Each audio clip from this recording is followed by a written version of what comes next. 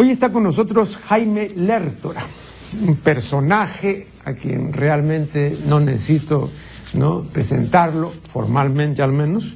Baste decir que es un comunicador social, consultor además en materia de comunicaciones, y es una persona pues multifacética, de modo la más cordial bienvenida. Acaba de publicar el libro Habla, guía para una comunicación exitosa. Bueno, le voy a decir mis dos impresiones generales, iniciales, que he tenido después de la lectura de este libro, ¿no? La primera es que no eres un simple creyente en el poder de la palabra, sino un fundamentalista de esa creencia, ¿no? Esa es la primera impresión. Y la segunda impresión es que te importa poco, o no te importa, ¿no?, el factor constitucional en el ser humano, ¿no? O sea, lo que nosotros traemos, cada uno de nosotros traemos de fábrica, ¿no? Digamos, el factor, pues, innato, lo que nos es inherente, ¿no?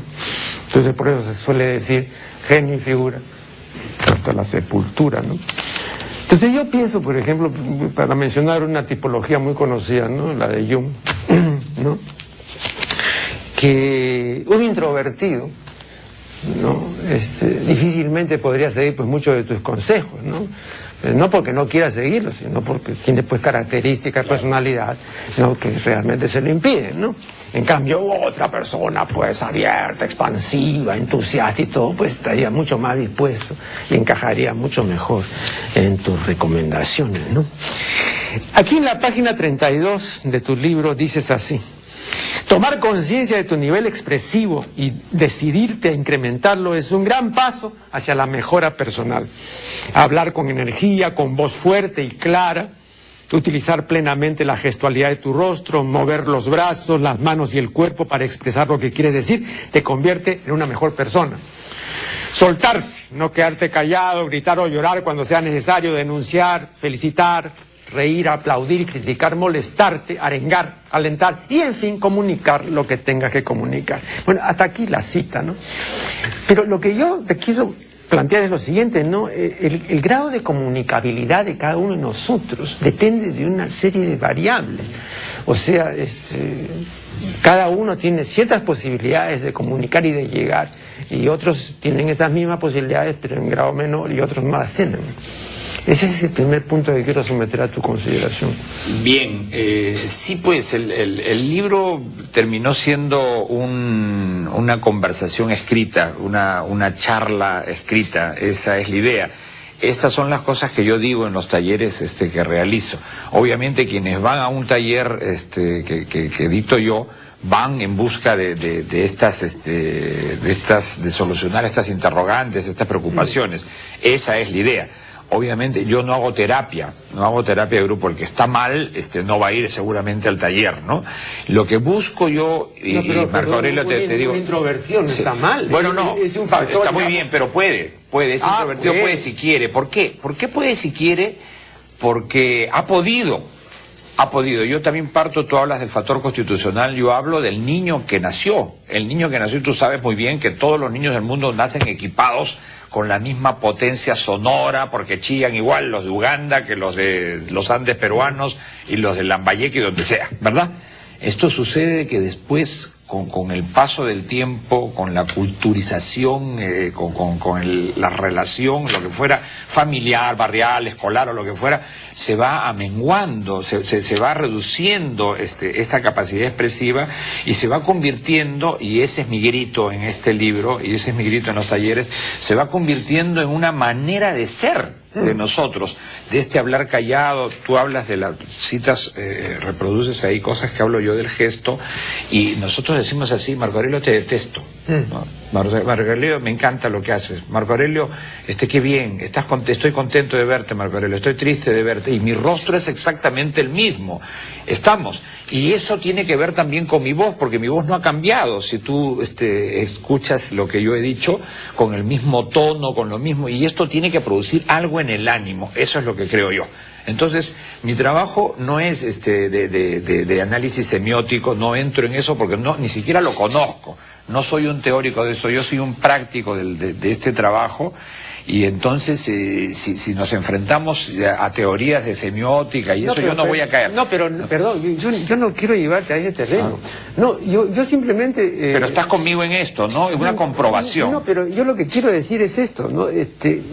Cada uno de nosotros viene dotado, en principio igual, pero en intensidades y en cantidades distintas. Por ejemplo, la capacidad de amar. Es una capacidad desigualmente distribuida. Entonces me parece a mí que sería ilusorio pedir a todos que amen o que tengan una actitud afectiva y que se predispongan favorablemente, cuando no todos van a poder hacerlo. No porque no quieran, ¿no? Entonces yo me refiero a eso, no es que tengan una falla o que tengan un elemento, digamos, traumático ahí en juego, sino que... Pero tú eres un buen ejemplo de eso, de lo que yo estoy hablando, ¿no? Tú estás aquí, teóricamente la gente diría, pues ya se cansó, cuántos años haciendo lo mismo y lo que fuera, y tú hablas con la misma vitalidad y la misma energía, el día que uno hables así, estás muerto, o vamos a preocuparnos de que algo te está pasando.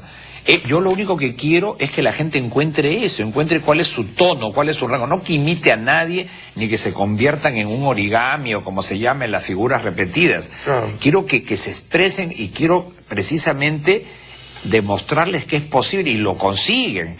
Las personas consiguen esto, ¿no? Consiguen el ganar en expresividad, en ser más felices, en estar más conectados, si se expresan con más energía en la voz, y no con esas vocecitas que no dicen nada y que están abajo. A mí tengo una anécdota vivida en una charla que di en un lugar en el descanso. Se me acerca un conocido, es una persona pública conocida, no te voy a decir el nombre porque no interesa, pero se acerca con su vaso de gaseosa y me dice: Jaime, qué interesantes estos temas que tratas de comunicación. Yo te quiero hacer una consulta, estoy un poco preocupado por mi hijo mayor que habla muy bajito. Estamos, ¿no? Entonces cuando yo me reí le digo, bueno, pero es por eso, ¿no? Recién se había dado cuenta recién de eso. Para él era una preocupación que el hijo hablara bajito, pero no una preocupación de él que hablara bajito, que no expresara, porque claro, él ya llegó a algún sitio y no necesitó de repente el hablar. Pero si el hijo no habla, nadie lo va a escuchar, ¿no? Y esa es la preocupación, así de general, ¿no? Nada de eso.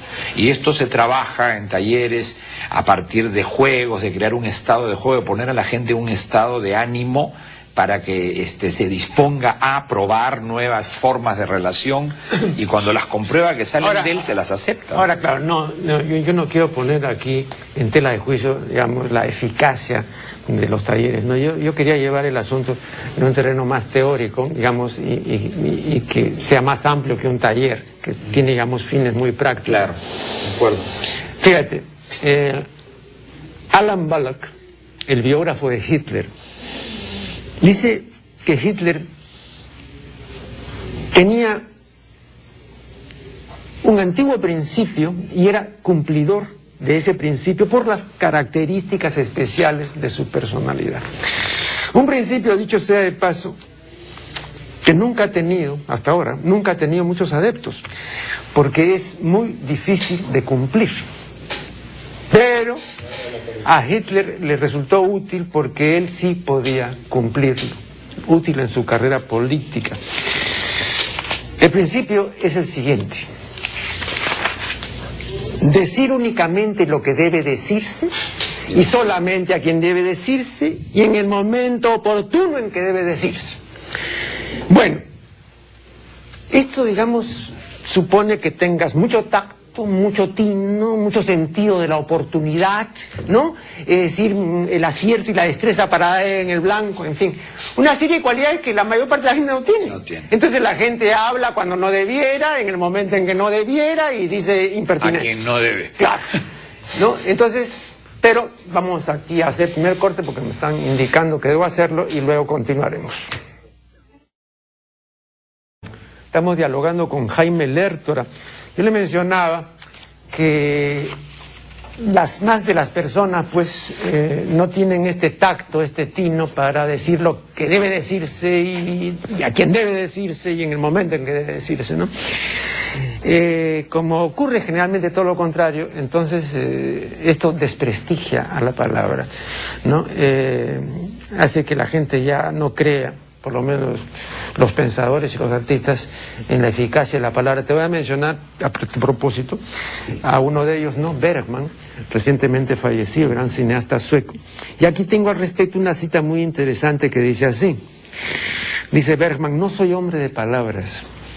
Las palabras me resultan difíciles, muy difíciles. He trabajado durante 50 años y nunca me he fiado de las palabras. Durante mi niñez comprendí que mis padres decían ciertas cosas cuando querían decir lo contrario. Yo lo notaba en sus caras, en sus gestos, en sus voces. No comprendía lo que decían, pero lo sentía. Toda mi vida he pensado que los grandes escritores usan las palabras para resguardar sus emociones y protegerlas. Además, las palabras pueden ser a veces muy enigmáticas. En resumen, las palabras son el primer obstáculo. Entonces, si tú dependes de la palabra para, digamos, iniciar un cambio, tienes un elemento difícil de manejar. Yo estoy de acuerdo. El habla, que es el título encontrado para este libro, no se refiere únicamente, Marco Aurelio, a la palabra, sino al cuerpo, porque se habla con la voz y con el cuerpo, tú lo sabes muy bien. Se debiera hablar con la voz y con el cuerpo, pero generalmente la gente, la generalidad del uso de la comunicación es a través de la palabra. Entonces se habla y se habla demasiado, como se escribe y también se escribe demasiado. Yo te voy a contar no es una anécdota, es una realidad, una vivencia, una experiencia mía con la tesis de grado que hice para recibirme de ingeniero agrónomo en La Molina. Un trabajo que se tituló Época de siembra para la yuca en condiciones de costa central. Tú sabes, había que hacer un simple estudio estadístico, un bloque estadístico, y sembrar en diferentes meses, luego pesar las cosechas y saber si había una significancia o no, ¿no? Para ver si se... Eso era todo. Entonces, mi tesis la escribí en el año 70, 1970, tenía 11 páginas con todo, y me dijeron en la universidad que eso... Jaime, pero muy poco, que por aquí, porque tú le metes un poco de esto, un poco del otro. Total, terminó con 16 páginas. Pero para esa época era una locura. Un compañero de promoción, un compañero de la facultad, hizo otra tesis en ese momento que está ahí en la biblioteca, la puedes ver, es de este ancho. Y el tema es el uso de espalderas en el cultivo de tomate. El tomate es una planta rastrera, tú lo sabes, está allí, ¿no? Es una hortaliza, está en el... Entonces crece y fructifica, hace los frutos sobre el camellón. Pero si tú le pones espalderas, que no es otra cosa que maderitas puestas así para que trepe, es evidente que va a tener más volumen y van a poder las florecitas volverse más tomatitos. Entonces él demostró eso. Y la tesis era así. ¿Por qué? Porque estaba el tomate en la historia del Perú, el tomate en la industria del Perú, el tomate en la culinaria del Perú, el tomate en el arte peruano, que no tenía nada que ver con el tema directo. Entonces, lo que yo proclamo cuando hablo esto, lo que trato es lo que a mí me han enseñado, ¿no? Que hay que hablar poco, que hay que hablar claro y que hay que hacerlo gozosamente. Ahora, aquí también hay un elemento cultural, ¿no? Y te voy a referir al respecto de una anécdota que refería José Ortega y Gasset. Él fue amigo del gran etnógrafo y gran conocedor del África, Leo Frobenius, ¿no? Un gran etnógrafo. Y un día Frobenius le contaba a Ortega que había estado en Nigeria mucho tiempo y había aprendido el nigeriano y había conocido realmente los usos y las costumbres de los nigerianos, pero no conseguía que lo entendieran bien, a pesar de que conocía su dialecto. Y entonces comenzó a observar y decía, pero ¿qué pasa? ¿Por qué no me entienden, ¿no? Si les estoy diciendo lo que ellos dicen, etc. Bueno, y luego de darle algunas vueltas al asunto, descubrió a qué se debía. Y es que Frobenius, como buen alemán, no gesticulaba, no se movía. Y para el nigeriano, comunicarse no solamente es hablar, pues, ¿no? Sino es poner a contribución todo el cuerpo, ¿no? O sea, es una concertación corporal general, ¿no? Pero lo podemos ver también ahora. Compara tú pues a un nipón con un bachiche, ¿no? O sea, digamos, ahí hay dos tipos de expresión cultural, ¿no? Apenas se mueve pues el japonés, en cambio el italiano, no se expresa, ¿no? Pero eso ya no depende de que uno sea reprimido y el otro sea expansivo. Pero podemos hablarlo también en el Perú, sin irnos muy lejos, y creo que vas a convenir conmigo en que tiene que ver también con las edades y los momentos, ¿no? Mi nieta mayor tiene 3 años, Catalina, y me dice hace unos 6 o 7 meses que le iba a comprar una lonchera, me mira y me dice, pero más grande porque no me entra mi yogur, ¿no? Y sin embargo tú le puedes decir lo mismo a un niño, a un adolescente de 17, 18 años, le vas a decir que ya le compraste la laptop y te va a decir 512 y 24.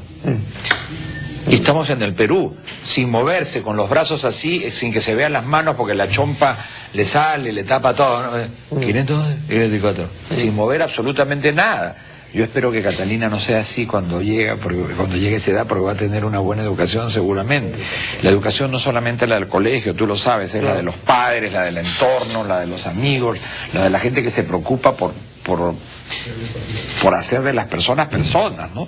Creo que lo que hablábamos antes de esta entrevista en el prólogo tiene que ver mucho con esta cosificación del ser humano, ¿no? Por el lado de la mecánica y lo que fuera, ¿no? Pero cuando uno ve quiénes son, por ejemplo, los paradigmas, entonces uno también se preocupa, ¿no? Y fundadamente. Hay un aviso que suele publicarse en los diarios locales donde aparece el señor Bill Gates, sentado ahí, y hay una pregunta que dice, ¿qué estudió este hombre? Y abajo dice, nada, no estudió ninguno, no estudió ni una carrera. Y ese es un modelo. Sí. Entonces, cuando uno dice, y para él, ¿cuál es la realización humana? Por ejemplo, él habla de la casa inteligente. Una casa en la cual tú llegas y hay, ¿no?, un elemento robotizado que te abre la puerta, otro que te sienta, otro que te trae la comida, etcétera. Eso es para él lo ideal. Entonces yo creo que mucha gente dice, fíjate, si para este señor eso es lo que hay que hacer, hagámoslo, ¿no? Entonces es una corriente también de época, ¿no? Es decir, esta robotización y todo tampoco es anormal. Digamos, estos están así robotizándose porque es parte de una cultura que no fue la nuestra. Así es. Entonces, claro, a ti te llama la atención, a mí me llama la atención y no lo haríamos. Pero para los nuevos no habría tanto problema. Pero la gente termina comprando estas cosas, termina entendiendo, porque Marco Aurelio, las empresas requieren ahora... piden, lo ponen, ¿no? Personas le llaman de manejo, destrezas comunicativas, te lo ponen. Y los colegios no te enseñan eso, las universidades no te enseñan eso. Yo he estado, hoy en la mañana vengo de un taller donde he comprobado por enésima vez, he escuchado esta barbaridad que te voy a decir ahora, de profesores universitarios que les recomiendan a sus alumnos cuando hablen en público, no mirar a la gente para no tener problemas, sino mirar un punto fijo al fondo de la sala. Esto me parece a mí realmente terrible, ¿no? Porque si Dios nos ha dado vista para comunicar y ver a las personas, pero para negarse a la comunicación, no sé, ya hablar como Steve Wonder de repente, ¿no? Con los lentes ahumados y en ceguera total, ¿no? Haremos un nuevo corte y ya volveremos. Estamos en un diálogo con Jaime Lertora, que en la página 96 de su libro se expresa de la siguiente manera. Dice, así como tu actitud corporal influye en tu estado de ánimo, también la palabra consigue efectos similares. Haz una prueba sencilla. La próxima vez que te sientas deprimido, levántate y di en voz alta, esto se acabó, voy a hacer otra cosa. Esas sencillas palabras de ánimo harán que cambie tu actitud corporal, que puedas ponerte de pie y enfrentar con energía los problemas que te han postrado. Verás cómo es cierto que la palabra trae la cosa. Esto último es un proverbio árabe. Así es. Bien, fíjate, la creación por la palabra tiene una respetable antigüedad y sobre todo un prestigio indeclinable, cosa que no ha tenido la religión. La magia nunca se ha desprestigiado, hasta ahora. La religión sí, durante muchas épocas, pero la magia no. Y la creación por la palabra es un acto esencialmente mágico. El Dios del Antiguo Testamento, nos lo dice el Génesis, crea a impulsos de su propia recitación. Y dijo Dios, haya luz, y hubo luz, ¿no? Entonces, lo mismo, ¿no? Para los antiguos egipcios, solo existían las cosas nombradas. Las cosas que no tenían nombre no existían. Para los griegos también, en menor medida, porque los griegos distinguían, por supuesto, todos los colores, pero solamente habían nombrado a 5. Solamente esos existían, los que tenían un nombre, ¿no? Los otros también estaban ahí, los veían, ¿no? Pero no existían, pues no tenían nombre, pues, ¿no? Entonces, lo existente es únicamente lo que tiene nombre. Si yo pudiera cambiar diciendo, Marco Aurelio, cambia, si esto fuera posible, entonces yo sería un gran mago, ¿no? Y es que para cambiar no basta, y eso lo sabes muy bien tú, declarar el propósito del cambio, ¿no? Sino que se necesitan de una serie de otras cosas, no sea un esfuerzo sostenido, una gran decisión, una voluntad, ¿no? Y se necesita de tiempo, porque tampoco el cambio pues es de la noche a la mañana, ¿no? Así es. Y la gente es muy ociosa, la gente tiene que estar muy motivada para que cambie, ¿no? Y a propósito de esto de decir como manifestación de existencia, una prueba que perfectamente las conoce cualquiera, y la necesidad que tenemos nosotros en Occidente de decir nuestro amor. Si tú no declaras el amor, no amas. Entonces la persona dice, dime hija, que quieres, me ama, entonces sí no, y eso lo cree. Y bueno, puede estar mintiendo terriblemente, ¿no? Entonces, por eso te digo, hay aquí un aspecto engañoso y otro aspecto mágico con respecto al uso de la palabra. Sergio, igual quisiera que digas algo. Claro, yo estoy absolutamente de acuerdo contigo. De repente es un número de magia en que todo el mundo sabe qué truco está haciendo el mago, ¿no? Pero yo lo digo para mover a la gente. Marco Aurelio, un poco el trabajo o lo que yo he tratado de dibujar con palabras en este libro es un trabajo de animación, entendiendo la animación por el agitar las almas, moverlas, despercudir, como algún ejecutivo alguna vez me dijo, necesito que a mi gente no le pongas un rocoto en el trasero, sino que les des una frotación de rocoto en todo el cuerpo, ¿no? Porque mucha gente necesita despertar, ¿no? Yo siento que hay muchísima gente... que Ibsen, el dramaturgo, decía revolucionar las almas, decía, claro, revolucionar las pero almas. esa es la agitación, ¿no? Claro. Que hay que provocar en ellos para que encuentren nuevas formas de conectarse, lo que fuera. Total, es tan efímero el trabajo que hay que hacer durante el día, se va entre las manos, que mucha gente lo desperdicia, Marco Aurelio, en tonterías o en repetirse o lo que fuera. Entonces no está haciendo nada divertido en primer lugar, o nada creativo en segundo lugar, o nada útil finalmente con su existencia. Entonces decirles algo como esto, para mí es mejor que el tú sí puedes, ¿no? Que no lo soporto, porque pareciera ya que estamos trabajando con lisiados, que hay que levantarlos con un milagro, ¿no? Pero yo sí creo que aquí la palabra surte un efecto, ¿no? Como decía Sófocles, con estreñido, ¿no? Porque hablando de un programa que tenía ese título hace muchos años, yo recuerdo que publicó una crónica muy divertida y que se titulaba Tú sí puedes, y era el caso de un hombre que iba al baño, ¿no? Y, tú puedes, tú sí puedes, ¿no? Algo así, ¿no? Sí. Es una cosa, digamos. Bueno, si lo que va a ser una cagada de producto, el tú sí puedes está ahí bastante mal, ¿no? Pero es cierto, ese proverbio árabe funciona para mí, porque Marco Aurelio, cuando yo suelto un propósito, no basta, ya lo sé, estoy totalmente de acuerdo, pero pareciera que algo se organiza, algo empieza a moverse alrededor con el propósito que uno lanza, ¿no? No es que ahora lanzo un propósito a ver qué pasa, ¿no? Es decir, va a llover y espero que llueva, no va a llover seguramente, ¿no? Pero si empieza a llover, mejor es que te empiezas a mover para cuidarte en algún lado, para guarecerte en algún lado. La idea es que hay mucha gente que sabe que tiene que estudiar inglés, sabe que lo necesita, sabe que es útil y no hace nada por hacerlo, nada, no averigua solito se contesta, no, pero seguramente es un horario donde yo no puedo, seguramente es muy caro, seguramente y no hace nada. Entonces el propósito de esa glosa que ha citado de la página 97 busca eso es lo que te puedo comentar, ¿no? Ojalá lo haya logrado, ¿no? Que la gente se anime en el sentido de que se revolucione, y porque hay mucha gente, tú lo sabes muy bien, creo que te lo he leído a ti también, de que anda muerta por la calle y medio que no se ha enterado, ¿no? Sí, hay que pasarle la voz nomás, tú crees que estás vivo y no estás vivo, ¿no? Y un gran satírico francés, recuerdo que pronunció alguna vez una expresión, ¿no? Que me pareció así medio enigmática o súper realista, pero que era muy cierta, y que sencillamente decía: se puede caminar sin cabeza. Claro. ¿No? Perfectamente. Bueno, a propósito, estaba yo recordando esto, hay un libro del famoso psicoanalista Bettelheim, ¿no? Que se llama Con el amor no basta. Igual acá, pues con la palabra no basta. Bueno, en la página 97, ¿no? Para mejorar nuestra estima, hay un ejercicio muy bueno, según Jaime Lertora, y que consiste en pensar que nos van a hacer un monumento. Ajá. Acá tú dices: tú te mereces ese homenaje por todo lo que has hecho en tu vida.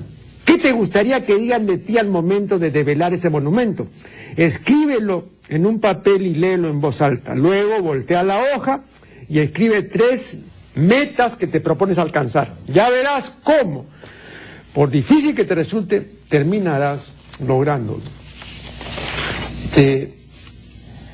Discúlpame la franqueza, pero yo desconocía la faceta humorística. No tienes esperanza. No, de Jaime Lertora. No, porque yo me resisto a creer que este pasaje ha sido escrito en serio, ¿no? Pero sin embargo, creo que lo has escrito en serio. Pero sí, y lo voy a defender, porque si me ha salido gracioso, en buena hora que me ha salido gracioso, ¿no? Porque las personas no están acostumbradas, Marco Aurelio, a reconocerse, a inventariarse por las cosas buenas que hace, ¿no? Las personas que hacen cosas, le dices tú: qué rico le ha salido el caucao que prepara doña Teresa. No, le faltó palillo, no he tenido no sé cuántos, no hay un orgullo por hacer las cosas. Entonces, este ejercicio no pretende reemplazar a los terapistas, a lo que fuera, pero lo que pretende es simplemente hacer un inventario de autoestima y que tú te felicites por esto, ¿no? Uno no puede, si no reconoce las cosas que sabe hacer bien, no puede dejar de felicitarse, y recién sabiendo las cosas que no hace bien, puede impulsarse a mejorarlas, a hacer algo para corregirlas. Ese es el propósito del ejercicio, que de repente, extraído del taller y puesto en palabras, en este libro, puedan estar consiguiendo un resultado que no es el que yo buscaba, ¿no? Te diré lo siguiente: yo me he ocupado, no de este punto exactamente, pero me he ocupado de la significancia y de la insignificancia del ser humano, más de una vez aquí, en este canal, en este programa. Te menciono así rápidamente 2 citas de filósofos. Una de Schopenhauer, que decía que en el mundo hay mucha gente que con morirse no pierde nada, y el mundo tampoco. 1. Y 2, Nietzsche. Nietzsche decía: en el mundo hay demasiada gente superflua, gente que está de más, ¿no? Entonces, cuando uno ve que efectivamente hay gente que está de más, o hay gente que no vale, y yo digo, esto ya lo digo yo, rodeados de indigentes. No me refiero al pobre de recursos materiales, ¿no? Sino de indigente en todo, ¿no? Entonces hay un vacío en muchísima gente, ¿no? Y yo no puedo erigir un monumento a ese vacío. A esto me refiero yo. O sea, no. Tú estás generalizando la humanidad. Yo estoy contigo. Tú también estás generalizando. No, pero yo estoy hablando para un tiraje de 4.000 personas, y estoy hablando para, seguramente, yo no puedo creer que un pobre diablo agarre una cosa de estas. Seguramente, si la agarra, va a ser para hacerse así, o va a ser para ponerla, para levantar alguna cosa. Pero ya una persona que abre un libro para leer, que busca algo, que busca conocimiento, y es alguien distinto. Yo ya creo que está en un porcentaje de esa distribución estándar en la que tú colocas a toda la humanidad en el extremo izquierdo del eje de las abscisas y las ordenadas. Entonces, no es así. Yo sí, hay miles de pobres diablos, millones de pobres diablos, toneladas de carne caminando por la calle. Estoy totalmente de acuerdo contigo, con Nietzsche, con Malthus y con cuanto filósofo y desesperanzador del ser humano. Efectivamente, aquí mismo en el Perú, Macera decía hace unos años, quien es feliz en este país es un miserable. Entonces yo soy feliz y no soy un miserable. Pero quiero construir felicidad para todos, y creo que tú también lo tienes. Ninguno de nosotros dos es un miserable. Vamos a hacer acá un nuevo corte y ya volveremos. Estamos dialogando con Jaime Lertora. Hace algunos años, Guillermo Dañino, nuestro primer sinólogo, publicó un proverbiario chino que reunía 1000 proverbios.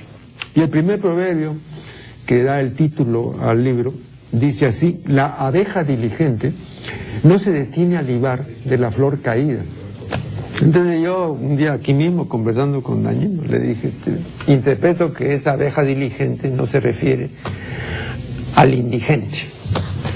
Entonces, cuando uno se comunica con un indigente, y esto también me lo decía el padre Idígoras, recuerdo, ¿no? José Luis Idígoras, que en paz descanse, lo único que puede ofrecernos el indigente es su indigencia. Indigente en todo, en gratitud, en conocimientos, en fin, ¿no? Entonces, y nosotros tenemos que corresponder esa ausencia. ¿Qué se puede hacer? Con la fuerza mística y religiosa del cristiano, etcétera, ¿no? Por ejemplo, un ejemplo sería pues la Madre Teresa. Que yo siempre he puesto acá el ejemplo de la Madre Teresa como un ejemplo de amor cristiano, ¿no? El amor cristiano en ese sentido de ayuda al prójimo, ¿no? De darle techo a quien no tiene techo, abrigo a quien no lo tiene y alimento a quien está hambriento, ¿no? En esa medida. Pero es absolutamente cierto, ¿no? O sea, hay una despersonalización en el encuentro, ¿no? Estoy frente a un ser que me ofrece su nada, ¿no? Y entonces esto que tú englobabas en estos grupos de pobres diablos, de insignificantes y todo, son justamente estas personas carentes de contenido, que son las más.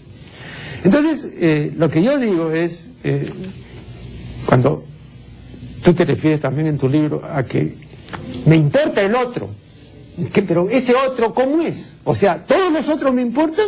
Porque puede haber... Sí, pues no. Sí, tienes razón, no podemos apostar lo que importa en todos, ¿no? Pero creo que si empieza a importarse por alguien, por los vecinos por lo menos, esto puede empezar a ser de alguna manera una cadena de entendimiento, ¿no? Porque hay muchos de esos que están reducidos a nivel de pobre diablos, Marco Aurelio, que de repente no tienen pues el afecto cristiano el cariño que tú señalas de una madre. Yo te menciono esto, por ejemplo, ¿no? Que lo he discutido con psiquiatras, y recuerdo que lo discutía con el doctor Seguín. Normalmente a la consulta del psiquiatra va el señor Pérez y la señora Ramírez para hablar de los celos del marido, o para hablar de que el marido tiene tal o cual sucursal, o que desatiende a sus hijos, en fin, problemas de todos los días, problemas muy conocidos. Entonces uno tiene que comenzar a hacer lo que hacía la urraca de la fábula de Iriarte, ¿no es cierto? Donde se encuentra la urraca con la mona y le dice que quisiera que vean los tesoros que yo guardo, ¿no? Ah, eso te va a caer de espaldas. ¿Así? Sí, pues olvídate, cualquier cantidad de tesoros. Y entonces la lleva un día a la mona pues para que vea los tesoros, y entonces la lleva a su hueco, y entonces pues ve ahí, ¿no? Una tira de zapato, una suela, una tachuela, ¿no? Un peine roto. ¿Y esos son los tesoros? No, pero pues esos son cachivaches, eso es basura, ¿no? Bueno, la gente también tiene cachivaches, ¿no? Entonces comienza un intercambio de cachivaches, porque para sintonizar con el señor Pérez y la señora Ramírez, tú no puedes estar pues en el nivel filosófico ni metafísico, claro. Tienes que ponerte en ese nivel, ¿no? Ahora, le decía yo a los psiquiatras, ya muy distinto sería pues que se me presente como paciente pues un Oscar Wilde o un Marcel Proust, ¿no? Habría que pagarle, ¿no?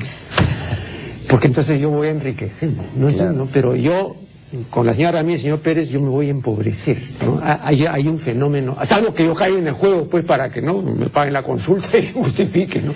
Pero se encuentra de todo, Marco Aurelio. Creo que en todos sitios, así como se habla vulgarmente de la flor de fango por la belleza de los pantanos, hay también personas que de repente uno busca pues que multipliquen, que sepan logaritmos, que sepan de filosofía, y resulta que son personas alegres, divertidas, tienen una serie de condiciones de humanidad o de filohumanidad que atraen, ¿no? Se vuelven personas atractivas. Pero hay unos que tienen todo y no son nada, como hay gente que tiene nada y también es nada, ¿no? Entonces tiene que haber sentido, digamos, a la gente carencial. Claro. A eso me refiero, ¿no? O sea, eso se siente, ¿no? Cuando tú estás con un indigente, tú sientes la indigencia. Claro, alguien que le falta, claro, ¿no? Entonces tienes que ir a su nivel para poder hacer algún tipo de relación, ¿no? Fíjate, yo he aprendido en la televisión, en tantos años que estoy, lo siguiente, ¿no? Que es una cosa de comprobación elemental, pero hasta que no lo pude ver, ¿no? En un diálogo en televisión, si tú pones a un señor de clase A y a otro señor de clase C, el nivel nunca es B. Por supuesto tampoco es A, es siempre C. O sea, la pauta la da el más bajo. Eso lo he aprendido siempre, jamás sale intermedio.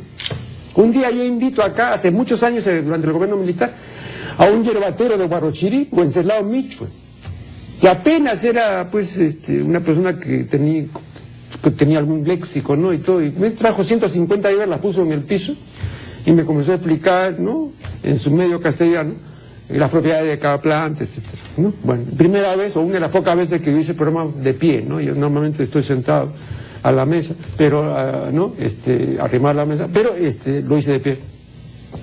Después me dijeron, ¿y cuál es el nivel de ese programa? El de Wenceslao Michue.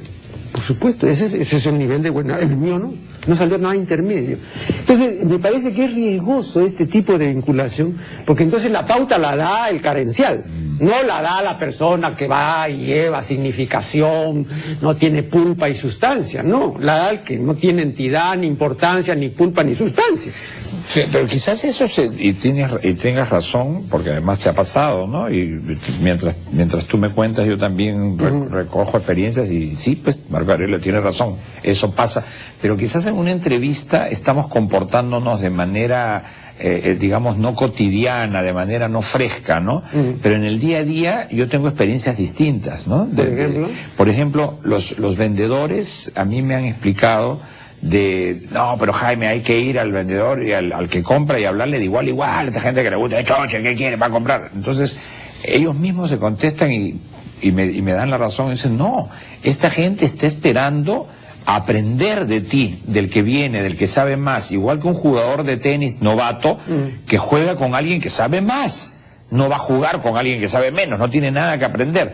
Igual con la computadora ahora, Marco Aurelio, con una PC, ninguno que quiera aprender se va a sentar al costado de un mono pues que no sabe, va a buscar en las cabinas quién sabe más para aprender rápidamente y escalar pum pum pum. Igual pasa con este intercambio, igual pasa, solo que en la televisión, en los medios nos estamos mostrando, entonces hay una competencia, nos están evaluando, siento yo, ¿no? Nos miran, ¿no? No pasa con este programa entre tú y yo contigo, porque tú lo haces absolutamente fresco y parece que no estuvieran ni las cámaras. A veces me olvido que estamos sentados acá, pero eso es una cualidad tuya o mezclada con una cualidad mía también, ¿no? Claro, entonces, esto no es normal en una entrevista. Alguien viene, vas a donde Marco Aurelio Neri, uy, te va a agarrar, ¿no? Entonces, cuidado con lo que hables, escúchalo. Es lo que puede pensar cualquiera. Entonces, esa persona, te imaginas ese que tú dices, Michu, debe haber estado, pues cuando le han hablado de ti, yo hablo, entonces yo hablo de mis hierbas, y tú o te bajas o no te bajas, ¿no? Claro. A su nivel, ¿no? Claro. Bueno, pero es que también esto viene porque yo sostengo, y siempre lo he dicho, y ahora lo digo más con respecto al boom de la culinaria, la calidad no es democrática. Cuando me hablan a mí de que en cualquier restaurante y en todas partes hay la comida estupenda que dicen que hay, yo no creo nada. ¿No? Eso es parte, digamos, de un éxito. Te escuché en ese programa. Claro, bueno, pero es que es así. Sí. Entonces, claro, cuando tú tienes a 200 personas que te están pidiendo un lomo saltado, entonces, bueno, manito, sale nomás. Sale, no. Ese es el problema.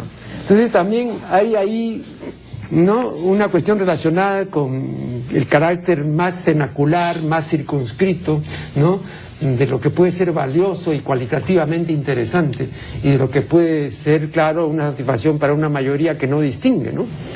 Y si no hay una educación, si no hay una cultura, no va a distinguir. Sí, pues hay que insistir en esto y bueno, estamos hablando nosotros como si tuviéramos un sistema educativo que funcione. Y sabemos que no hay un sistema educativo, no hay un sistema en el país, ¿no?, y menos educativo, ¿no? Y es el culpable de este resultado que tenemos nosotros. Poco importa ahora, para esta conversación, al menos para mí, otras latitudes, hablemos de nuestro país, ¿no?, de lo que tenemos aquí. Tú sabes que hace 30 años matricular un hijo en un colegio nacional, había que asistirse de vara, me refiero de tener parientes en el ministerio, militares, porque era época del gobierno militar, o hacer unas colas de 3 días para conseguir una vacante. Hoy en día matricularse en un colegio nacional lo puedes hacer en cualquier época del año, ¿no? Entonces esto revela que han bajado su nivel de oferta educativa, pero prácticamente a cero, y el resultado está allí. Alguna gente cree que porque tengo a mi hijo en un colegio particular está bien educado. No son los mismos profesores, salen de las mismas escuelas, ¿no? Claro. Algo tenemos que hacer para poner freno en mano en esto y empezar de cero, ¿no? Bien, acá vamos a hacer un último corte y ya regresaremos. Este es el último tramo de este diálogo interesante con Jaime Lertora. Jaime Lertora es básicamente un optimista, o sea, una persona que es siempre en sentido favorable de las cosas, ¿no? Entonces no es un escéptico, tampoco es, por supuesto, no un pesimista, ¿no? Entonces creo que él quizá pues no podría estar de acuerdo con una observación de Pablo Macera, según la cual aquí en el Perú el hecho de sentirse mal es la conciencia normal, y al revés, el hecho de sentirse bien es lo anormal, lo infrecuente. Y por eso de ahí lo que él llegó a decir, ¿no?, de que quien se siente feliz en el Perú es un miserable, ni siquiera es un tonto, no, es un miserable. ¿Te comparte esos puntos de vista? No, sí, no. ¿Cómo es sí, eso? No, a ver, sí, no. Podría haber sido más radical y haber dicho como un profesor mío del San Agustín, un cura, que cuando le preguntábamos por algo, si podíamos hacer algo para obtener permiso, él contestaba, no. ¿Por qué, padre? Por 14 razones, decía. La primera, porque no me da la gana, y las otras 13 sobran, sin más trámite. Después supe, no sé si leyendo algo tuyo, creo que fue algo tuyo, que citas las razones de la Inquisición por la cual condenan a Juana de Arco. No. Y eran 14, ¿no? No sé sí, no. Bueno, eso no es. Pero te digo sí, no, porque efectivamente uno puede ser feliz y convertirse en un miserable, según Macera, pero yo creo que ha querido decir, uno puede ser feliz, pero dedicándose también a ser feliz a los demás, a ser felices a los demás. Es decir, no se puede ser feliz ignorando a los demás, y creo que en eso soy consecuente con las primeras palabras que se colocan en habla en el libro que nos está ocupando, ¿no? El interés por el otro es el respeto por el otro, la existencia del otro, el saber de que hay otros. Si la gente ni siquiera sabe, Marco Aurelio, cómo se apellida la empleada que trabaja en la casa, claro. Por favor, 9 de cada 10 peruanos no saben eso. Entonces ya te explicas por qué la noticia en el Comercio, en primera plana, hace 2 o 3 días, de que el 95% de las empleadas domésticas del Perú no tienen seguro médico. Entonces, de allí llévalo a las empresas y llévalo a donde quieras. Entonces, tú no puedes decir soy feliz en un país donde están pasando esas cosas, ¿no? Tienes que ser feliz, sí, pero haciendo algo tú porque los demás también lo sean. Por eso la respuesta, que no buscaba ser ambivalente, sino manifestar también mi gran respeto y admiración por Pablo Macera, ¿no? Claro, claro, además son declaraciones de mediados. Él también dijo que el Perú era un bordel desde hace mucho tiempo. Sí, pero eso fue impugnado, yo estuve con él. Claro, pero eso fue impugnado por Baldomero Cáceres. ¿Tú sabes la impugnación, no? Él dijo que no se podía hacer... él dijo que estaba equivocado, claro. Un bordel en un sitio ordenado. Un sitio organizado, ¿no? Sí, lo sé. Pero a eso me refiero, ¿no? No es justo no es justo y espero que esta bonanza económica paralela a la del guano que estamos teniendo, yo no viví en la época del guano y tú tampoco, entonces, pero sí le hemos leído, ojalá esta bonanza no sea una oportunidad más perdida en el país y realmente se cambie, ¿no? Y hoy leo en el periódico de que se empieza a hacer un ferrocarril que una el puerto de Santos con el puerto de no sé cuál en el norte del Perú. Entonces, estas cosas eran inimaginables hace unos años, ¿no? Estos proyectos. Cuando tú dices que la cuestión no solamente es ser feliz, sino hacer feliz a los demás, preocuparse por los demás compartan esta felicidad. Pero yo haría ahí una observación elemental, y es que el amor o el afecto o todo lo que puede, digamos, llamarse benevolencia y cariño, todo eso es jerárquico. Entonces uno, como decía Ortega con mucha razón, el amor es el gran arquitecto de los cercas y de los lejos, el artífice de las distancias. Yo no amo pues a todo el mundo, ¿no? Amo a ciertas personas y todo, ¿no? Entonces no puedo, digamos, mi caudal sentimental no da para tanto, ¿no? Claro, yo me refiero a una felicidad pragmática, o por lo menos no la felicidad, sino, es decir, poner a la gente en elementales condiciones de paridad o de igualdad o de cercanía, por lo menos de vecindad, para que a partir de ahí puedan construir la felicidad que cada uno quiera, ¿no? Pero no está de acuerdo con Pinglo cuando dices, se queja, señor, ¿por qué los seres no son iguales? Felizmente no son iguales. Claro. Sí, no, tú te refieres a otra cosa, ¿no? ¿Ves cómo el sentido del humor es de todos, no solamente mío? Pero en este caso, claro, no, es que cuando yo voy a derramar felicidad o cuando voy a hacer, digamos... Las letras de las canciones, Marco Aurelio, hay algunas que son espantosas. Yo voy a decir públicamente una que detesto, que es del señor Julio Iglesias, que se atreve a decirle a una mujer: lo mejor de tu vida me lo he quedado yo. Eso me parece realmente asqueroso, y más asqueroso que las mujeres mismas lo canten. Así, o sea, ya pues que te dejé como un huevo vacío para que lo pintes para el árbol de Navidad, no es nada, ¿no? A mí, ahora que mencionas tú a Julio Iglesias, te diré que la última vez que vino aquí, y yo hice al respecto un comentario. ¿Ah, sí? Sí, porque se permitió hablar de la pobreza en el Perú. En esa época el señor Julio Iglesias tenía 25 millones de dólares. Entonces a mí me resulta absolutamente chocante, ¿no? ¿No es cierto? Que con una persona que tiene ese caudal, ¿no?, hable de que tenemos que asistir al necesitado, etcétera, pero ¿con qué autoridad moral? ¿No? Y la gente, pues, estaba a los pies de, ¿no? Entonces me resultó, ¿no?, el típico españolazo, guasón, ¿no? Que ha logrado encandilar a medio mundo, pero... Lo peor es que se ha reproducido. Eso es terrible, ¿no? Sí. Tiene un hijo que canta. También. Sí. No, pero repito, ¿no?, cuando quieren ser lo que tú llamas líderes de opinión o algo de eso, ¿no? O sea, que los tomen en cuenta, ¿no? Y dicen sandeces de ese Jaén. Lo has referido en esta conversación tú, ¿no? Lo que decía Hitler, creo que puede ser un buen final. Hay que hablar en el momento preciso, las cosas precisas con las personas a las que hay que decírselos, ¿no? Pero es bien difícil eso es bien difícil porque... Acabamos de ver Evo Morales que nos visita y se permite decir la cantidad de sandeces que ha dicho acá. Pero Steiner... ha dicho algo que me dejó a mí pensativo. Ha dicho, yo creo en la autonomía del lenguaje, porque hay un momento en que uno no puede parar y sigue hablando, y las palabras lo avasallan a uno, ¿no? Entonces el lenguaje tiene también un carácter autónomo, ¿no? Se va en bajada, sí, no puede estar sujeto. Por eso digo, es tan difícil cumplir con ese principio de decir solo que decirse, porque uno a veces comienza a hablar y sigue. El impulso te gana, ¿no? La amígdala te lleva y te vas más allá. Por más que uno sea pues alguien que está teorizando sobre eso o haciendo talleres tan exitosos como lo de... No, pero hay también esa otra realidad. Sí, ¿no? Es verdad. Sí, entonces hay que ser conscientes no solamente de estos aspectos, sino de muchos otros aspectos. Yo recomiendo, ¿no?, que las personas interesadas en el tema, que supongo que serán muchas, ¿no? Además el precio muy módico, ¿no? No ha podido ser pirateado porque cuesta 15 soles. Espero que sea por eso, porque ahora piratearse es una especie de premio, ¿no? Claro. No, pero ya te van a piratear. No, ya te van a piratear, ¿no?